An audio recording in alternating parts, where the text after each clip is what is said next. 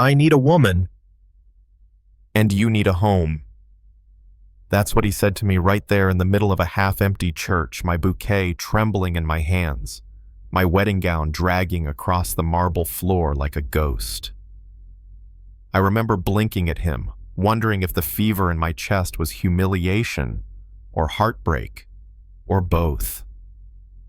An hour earlier, I'd been waiting at the altar for a man who promised me forever. Instead, forever drove off in his car without so much as a goodbye. The guests had already started drifting out, their whispers slicing the air like paper cuts. My maid of honor, Tasha, tried to pull me toward the back room, but my legs wouldn't move. My mom kept rubbing my arm, saying, "Let's go home, honey." But even that word home made my stomach twist. Our apartment was full of his clothes, his smell, his unopened wedding gifts. I couldn't go back there. And then from the shadows, he appeared. Vincent Ward, the kind of man who makes people pause when he walks into a room. Tall, sharp-jawed, in a deep navy suit that probably cost more than my car. We'd never met. He was a distant business acquaintance of my would-be groom, the kind of guest who could have slipped away unnoticed. Instead, he stepped forward with that line equal parts absurd and strangely grounding. I asked him if I knew him. He said no, but he'd been watching me stand there with more grace than most could manage in my situation, and he thought maybe we could help each other. I actually laughed, a short, bitter thing, because who makes a proposition at a time like this? But his eyes were steady, calm, like he'd already decided something. Later, outside in the church garden, while the smell of lilies clung to my ruined veil, he laid it out. He needed a wife not for love, but for appearances. His old money clients respected family men, and being single was costing him deals. In exchange, I'd get a place to live, financial security, and time to rebuild. A marriage on paper. No strings, no romance. It was insane. But the kind of insane that drowns out the chaos in your head for a moment. I didn't say yes. Not then. Back at Tasha's apartment, I stared at his business card half the night. She told me I was crazy to even think about it. Marrying a stranger. That's not a plan, that's a lifetime movie, she said. She was right. But then my phone lit up. It was him, my runaway groom. I answered, needing to hear his excuse. He said he panicked. Said it wasn't about me, just the pressure. He wanted to reschedule, have something small. I listened quiet and still until I realized I felt nothing. No longing, no temptation. Just a deep, final no. And I hung up. An hour later, I called Vincent.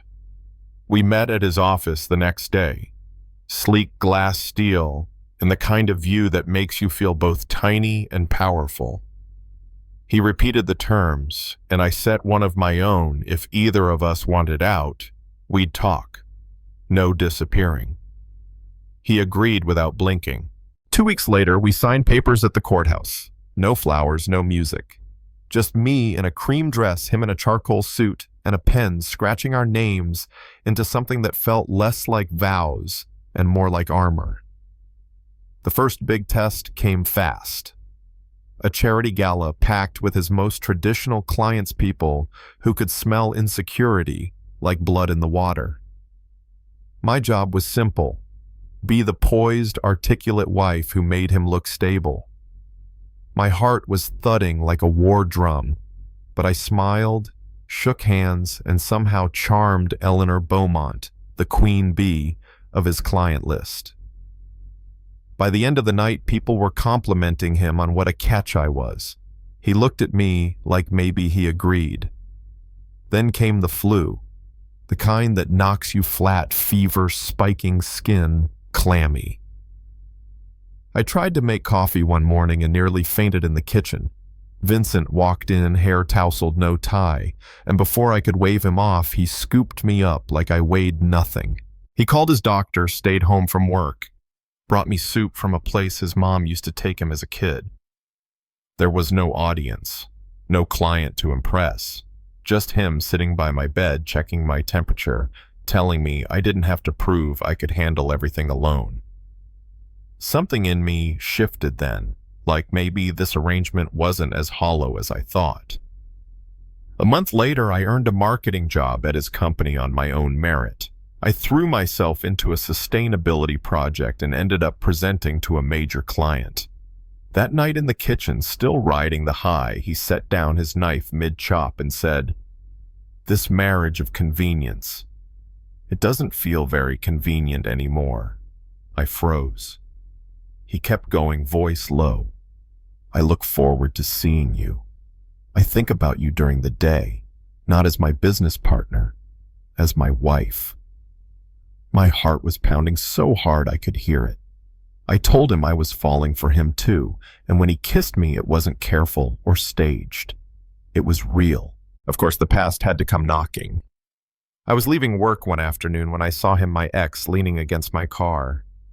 He looked smaller, somehow, eyes shadowed. Said he'd been in therapy, that he finally understood his fear, that he wanted another chance. "You love me, right?" he asked. I told him I had loved him.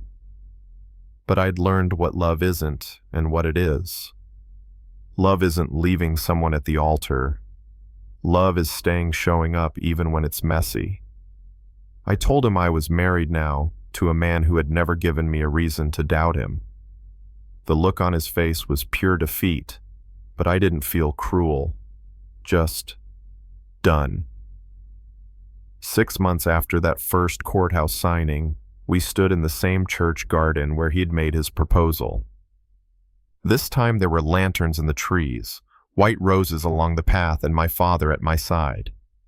We renewed our vows, real vows. He said, "When I met you, I thought I was fixing a problem. Turns out I was finding the missing piece of my heart." I told him he'd saved me from doubting my worth, that he'd given me back my faith and love. We promised to choose each other every day. And when he kissed me, the cheers from our friends and family felt like a seal on the life we'd built, not out of convenience, but out of choice. Later at the reception in his garden, he gave me a necklace with a key-shaped charm. "You've had the key to my heart for a while now," he whispered. We ended the night sitting on the same bench where this all began. The place that had once been my lowest point was now a sanctuary.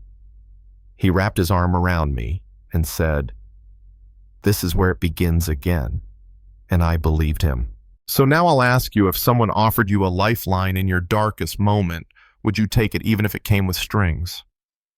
And when those strings turned into something real, would you trust it or walk away? Tell me in the comments. Have you ever judged a relationship that started unconventionally only to be proven wrong? Or have you been in one? I want to hear your stories.